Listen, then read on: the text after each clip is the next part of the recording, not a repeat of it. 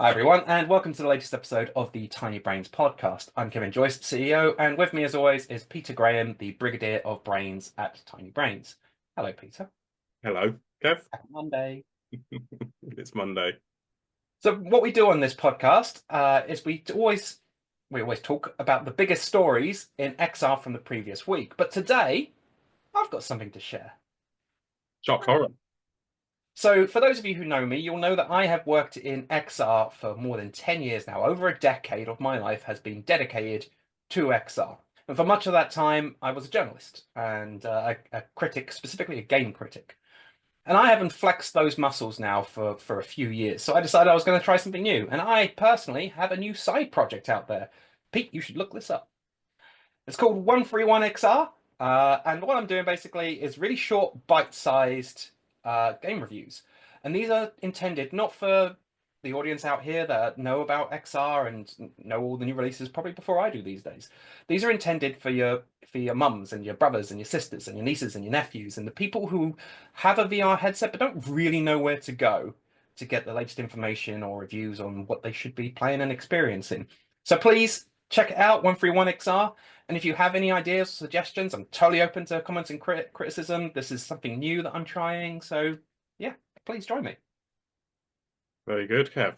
Very good. I did not know about this. It's such a shock to me. There we go. So, we're going to dive in with the news, as we always do. And we're going to start with PlayStation VR 2. Some good news for PlayStation VR 2 for a change. Yes, indeed. Well, most people probably already know about it already. Permanent price drop time. So, PSVR 2, over the last 12 months, Sony has occasionally dropped the price of the PSVR 2. Most recently, it was around Christmas time, and they did quite a decent price drop. And places like Amazon, and there was a lot of reports saying sales massively jumped because it dropped from about $550 down to, I think it's about $400, something like that. And now Sony have taken all of that on board, and they have permanently dropped the price down to 399.399 across the board. Now, I remember at the time when this temporary price drop came about, you and I discussing it on this very podcast and saying, oh, we hope they make it permanent. Now, here in the UK, the price drop, the permanent price drop that we have now, isn't quite as low as the sale price was. If I'm not mistaken, it's about £50 more, right? Exactly, yeah. So ours dropped down to about 350, whereas it's Yeah. now £400. Yeah. But still, any price drop is a good price drop for PSVR 2. And there is some content coming for PSVR 2. It's not completely dead in the water, but it's not a powerhouse, you know. But it is a great piece of kit. It So is. anything we can do to get more people involved in it, all good. I love this. Sony, please do more.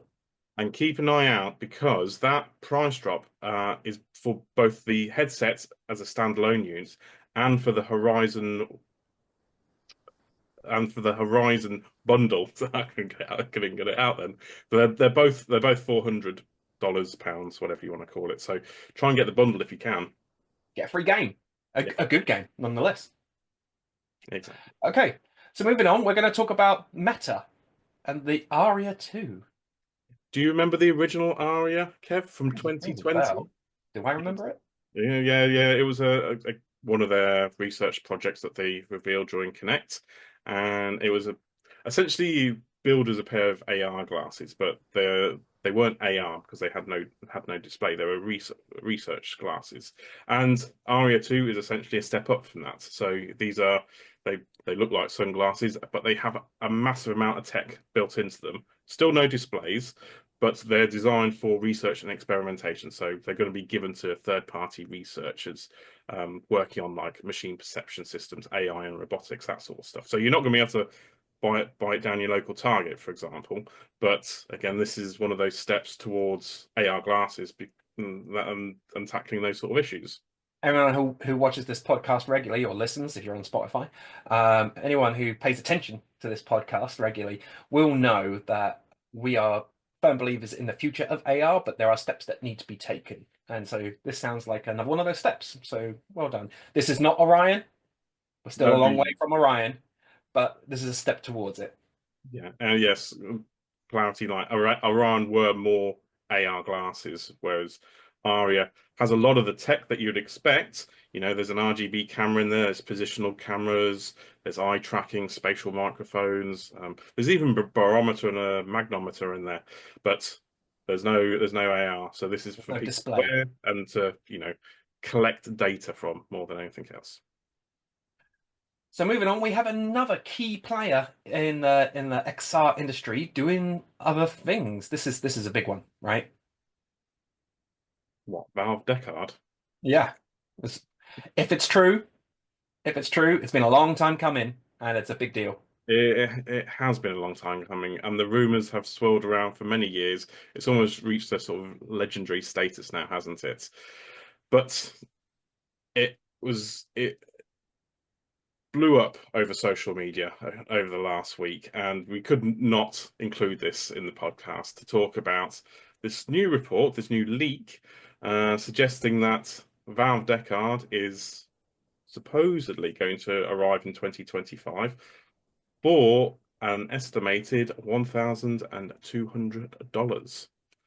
Now, this comes from a leaker and data miner called Gabe Follower. Now, yes, there are plenty leakers and data miners out there on social media.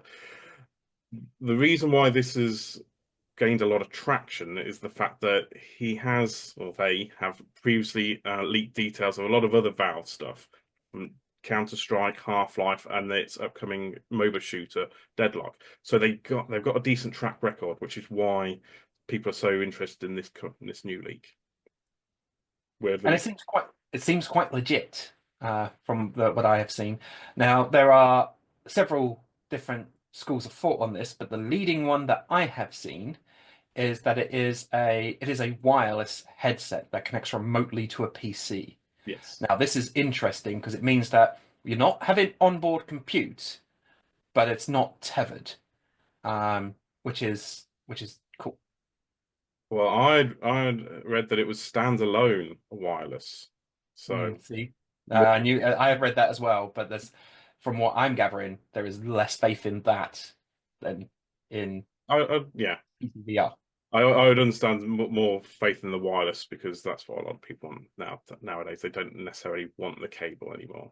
Um, I also read that the supposedly their Valve are going to sell it at a loss as well, but I don't know if is Valve that type of company really. So I know Well, big companies like Meta and Google sell things at a loss, or Sony, but Valve isn't that's the a company like that.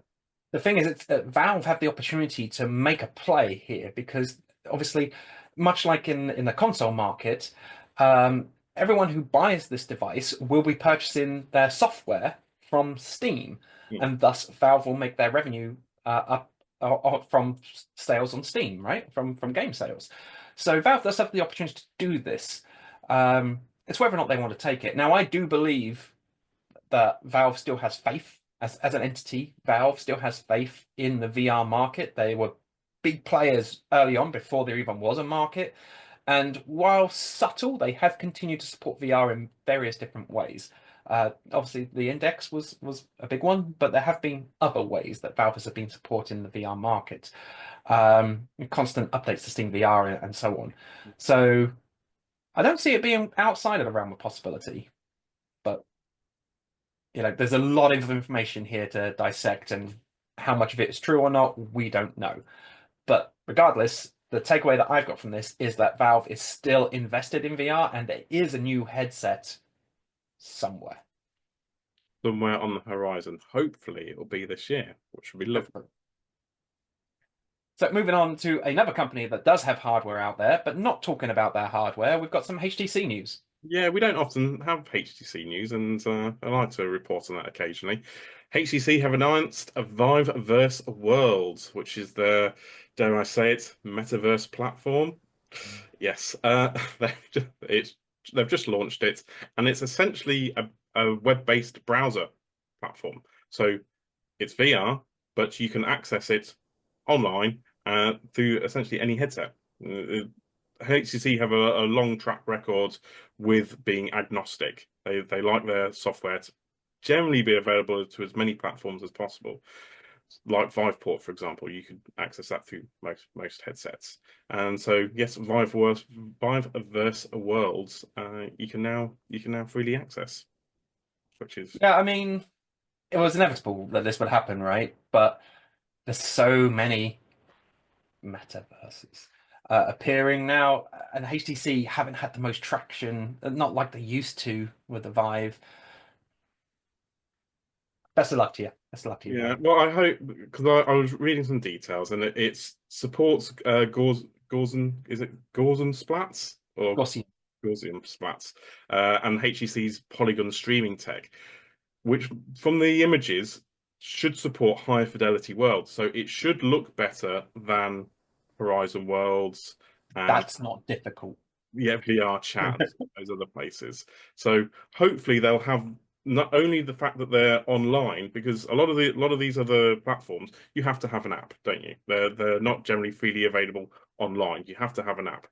So that's got that going for it. Plus, if it can do high fidelity worlds, then you know people may be more intrigued to build for it. And you can build for it. You download the Viveverse Create web tool, and you can build your own destinations. So maybe. Good luck.